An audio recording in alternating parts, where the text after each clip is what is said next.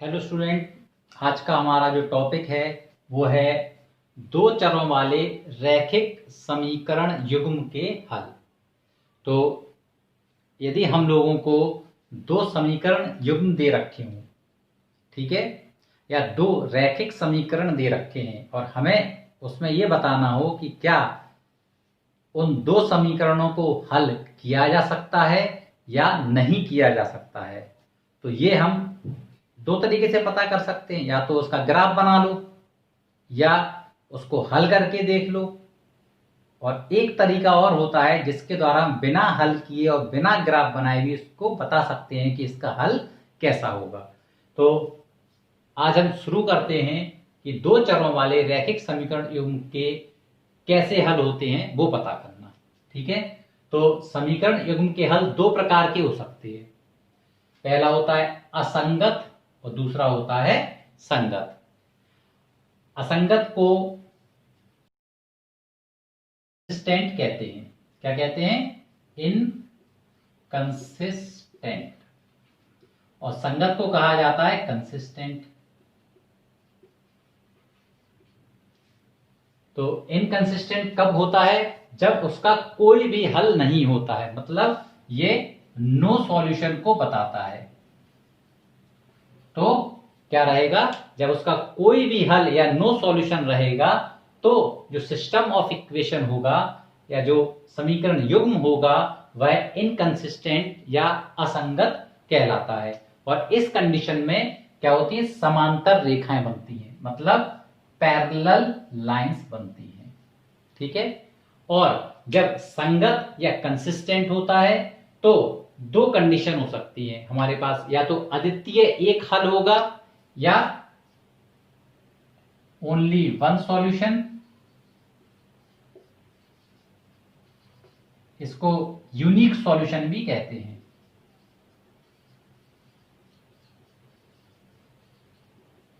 या फिर आपका क्या होगा? अनंत हल होंगे। अनंत हल का मतलब क्या हो जाता है? Infinite many solution.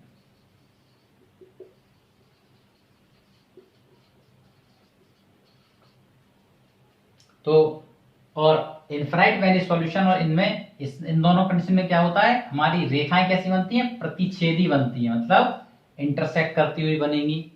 इस कंडीशन में जो लाइनें बनती हैं वह कैसी बनती हैं? पैरेलल बनती हैं, जब नो सॉल्यूशन होता है। और इस कंडीशन में जो रेखाएं बनेंगी वो एक के ऊपर एक बनती है। ठीक है, इस तरह से। तो इनको हम लोग संपाती रेखाएं या ओवरलैपिंग लाइंस कह देते हैं।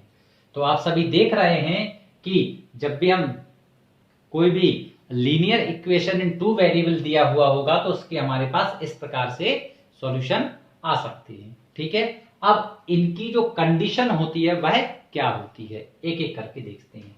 मान लीजिए हम लोगों को कोई भी दो इक्वेशन दे रखी है जो कि लीनियर इक्वेशन या रैखिक समीकरण है। तो देखिए, मान लीजिए a1x plus b1y plus c1 equal to 0 पहली इक्वेशन है, और a2x plus b2y plus c2 equal to 0 हमारी दूसरी इक्वेशन है। तो आप क्या करेंगे? सबसे पहले जो दो समीकरण युग्म दे रखे होंगे या दो दो इक्वेशन दे रखी होंगी उनको इससे इक्वेट करेंगे। a1 की वैल्यू, b1 की वैल्यू, c1 की वैल्यू, a2 की वैल्यू, b2 की वैल्यू और c2 की वैल्यू आप पता कर लेंगे। कैसे पता कर लेंगे? तो आपने मान लो a1 निकाल लिया, b1 पता कर लिया और c1 पता कर लिया। इसका a2 पता कर लिया, b2 पता कर लिया और c2 पता कर लिया। चलो, कर लिया। अब क्या करोगे? इनके रेशियो निकालो। किस किस की रेशियो निकालोगे? a1 अपॉन a2 निकालोगे, कितना आ रहा है? b1 अपॉन b2 निकालोगे, कितना आ रहा है? और c1 अपॉन c2 निकालोगे, कितना आ रहा है? और इन तीनों रेशियो को निकालने के बाद आप क्या करेंगे?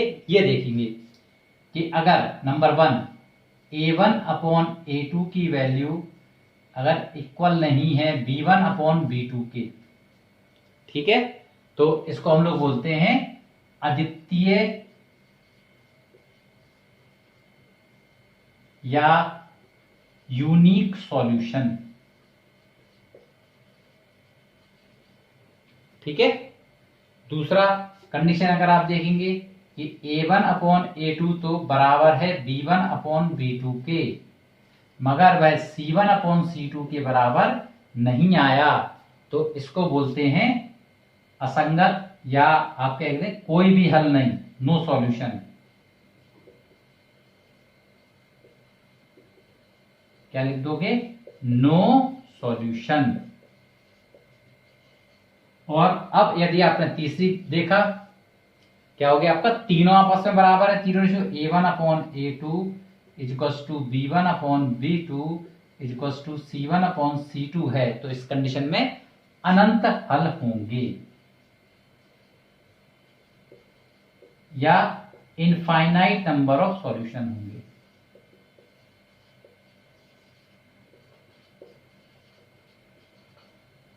तो ये आप क्या कर सकते हैं, इस प्रकार से इन चीजों को देख सकते हैं। ठीक है, तो फिर से बता रहा हूं कि दो या जो linear equation in two variable होती है, उसके दो तरह के सॉल्यूशन हो सकते हैं। पहला इनकंसिस्टेंट या कंसिस्टेंट।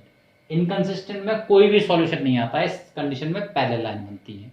ठीक है, और कंसिस्टेंट में केवल एक सॉल्यूशन आता है और इंटरसेक्टिंग लाइन बनती है। तो इनको हम लोग क्या लिख सकते हैं? समांतर रेखाओं को पैरेलल लाइंस लिख सकते हैं। प्रतिच्छेदी मतलब इंटरसेक्टिंग लाइंस। और अनंत हल मतलब संपाती, इनको बोलते हैं हम लोग ओवरलैपिंग लाइन। ठीक है, तो क्या लिख देंगे? Overlapping lines. अब इनकी कंडीशन क्या होती है? जब भी आपसे पूछा जाए तो अगर दो इक्वेशन हमको दे रखे हैं a1x + b1y + c1 = 0, a2x + b2y + c2 = 0, तो हम लोग a1 a2 b1 b2 c1 c2 इनको इक्वेट करके प्राप्त कर लेंगे और इसके बाद इनके रेशियो निकालेंगे। रेशियो निकालने के बाद देखेंगे कि इसके किस प्रकार के सॉल्यूशन है। अगर a1/a2 b1/b2 के इक्वल नहीं है तो इसको हम लोग क्या कह देते हैं? यूनिक सॉल्यूशन या अद्वितीय एक हल। क्या लिख देंगे? अद्वितीय एक हल। दूसरा, अगर a1/a2 बराबर b1/b2 और c1/c2 के बराबर नहीं है तो उसका कोई भी हल नहीं होगा। और तीसरा है आपका, अगर ये तीनों आपस में बराबर होंगे तो अनंत हल या इनफिनाइट नंबर ऑफ सॉल्यूशन इसके होंगे। अब हम लोग एक प्रश्न देखते हैं इसी कॉन्सेप्ट पर आधारित कि मान लो आपको ये एक दो समीकरण दे रखे हैं जो कि रैखिक हैं। सबसे पहले हम लोग क्या करेंगे? a1 b1 c1 a2 b2 c2 के मान ज्ञात करेंगे। ठीक है, तो इसको किससे कर देंगे कि a1x + b1y + c1 = 0 और a2x + b2y + c2 = 0 से हम इसकी तुलना करेंगे या इक्वेट कर देंगे। ठीक है, क्लियर?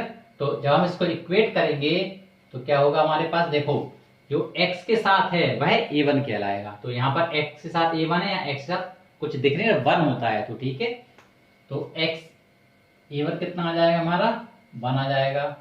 यहाँ b1 की वैल्यू निकालेंगे, b1 बराबर, यहाँ देख रहे हैं y के साथ b1 है, या y के साथ में -2 चिन्ह सहित लिखना है। अगर प्लस है तो प्लस, माइनस है तो माइनस, तो -2 हो जाएगा और c1 = 1 हो जाएगा। ठीक है, अब दूसरे वाले में इक्वेट करेंगे ऐसे ही, तो a2 का मान कितना आ जाएगा हमारा? a2 = 3, b2 = 4 और c2 = -20। x के साथ a2 तो x के साथ 3, y के साथ b2 तो y के साथ 4 और c -20। अब हमें क्या निकालना है? पहले हमने a1 b1 c1 a2 b2 c2 निकाल लिए। अब a1/a2 निकाला, कितना आएगा? 1/3। ठीक है, दूसरा b1/b2 निकाला, b1 का मान -2 है, b2 का मान 4 है, काट दो तो -1/2 आ गया। c1/c2 निकाला, c1 की वैल्यू 1 है, c2 की वैल्यू -20 है, तो आप देख रहे हैं यहाँ पर इन मानों को देखिए, इसकी वैल्यू कितनी है 1/3, इसकी वैल्यू माइनस क्या, ये दोनों बराबर हैं नहीं है ना, तो आप लिख देंगे this implies that a1/a2 is not equals to b1/b2। ठीक है, किस कंडीशन से मेल खा गया ये, आप देख रहे हैं कि पहली वाली कंडीशन, इसका मतलब इसके कैसे हल होंगे, अद्वितीय हल या यूनिक सॉल्यूशन होंगे। तो आप क्या लिख देंगे, अतः समीकरण युग्म के का एक अद्वितीय हल है, या आप लिख सकते हैं यूनिक सॉल्यूशन। ठीक है, तो ये पहला समीकरण था जो हम लोगों को करना था।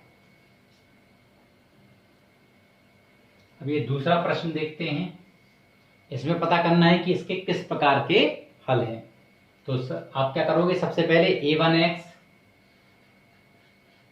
Plus b1y plus c1 equal to 0 और a2x plus b2y plus c2 equal to 0 से इनकी तुलना कर दोगे। ठीक है, या इक्वेट कर दोगे।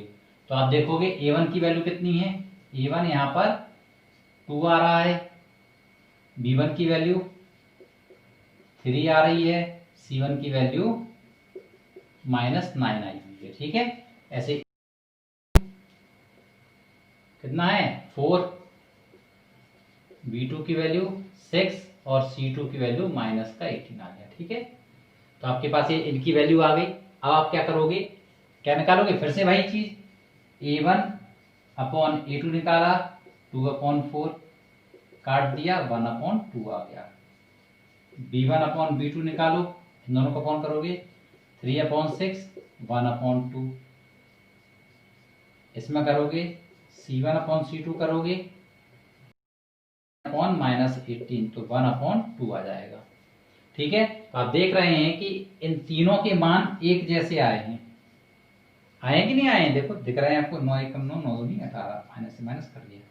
तो इसका मतलब क्या हो गया हमारे पास, this implies that a1/a2 is equals to b1/b2 is equals to c1/c2।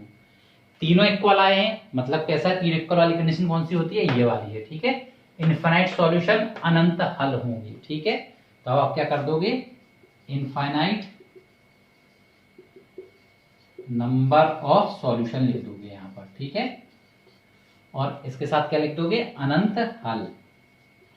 तो आपको मैंने शुरू में बताया था, मतलब इसमें भी सॉल्यूशन कैसा हो गया, संगत हो गया, और इसकी जो लाइन होंगी वो क्या हो जाएंगी, संपाती हो जाएंगी, मतलब एक के ऊपर एक लाइन बनेगी। ठीक है, तो इस प्रकार से हमारा दूसरा प्रश्न भी हो गया। अब एक प्रश्न और देखते हैं, अब एक प्रश्न और ले लिया हमने, इसमें भी हम वही करेंगे जो अभी तक करते चले आए हैं।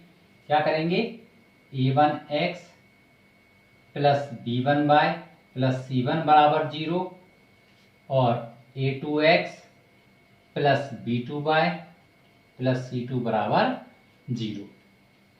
ठीक है, तो आपके पास अब क्या होगा, a1 का मान कितना हो गया, a1 बराबर 1 और b1 बराबर 2, c1 बराबर -4। a2 कितना हो जाएगा, a2 बराबर 2, b2 बराबर 4, c2 बराबर -12। अब a1/a2 निकाला, 1/2, b1/b2 निकाला 2/4, तो इसमें भी 1/2 आ गया। c1/c2 निकाला -4/-12। अब देखो आप, ये 1/2 है, ये 1/, ये दोनों तो बराबर है, तीसरा वाला बराबर नहीं है, तो क्या लिख दोगे, दिस इंप्लाइज दैट a1/a2 बराबर b1/b2 है, मगर c1/c2 के बराबर नहीं है, इसलिए क्या हो जाएगा, नो सॉल्यूशन, क्योंकि दूसरी वाली कंडीशन फुलफिल हो गई। ये वाली देख लीजिए, मतलब कोई भी हल नहीं है, कोई भी हल नहीं है तो या इनकंसिस्टेंट हो गया। और इसकी लाइंस कैसी बनेंगी, समांतर रेखाएं बनेगी, समांतर या पैरेलल लाइंस बनेगी। ठीक है, इसकी लाइनें इस प्रकार से आपको दिखाई देगी जब भी आप इसका ग्राफ बनाओगे। ठीक है।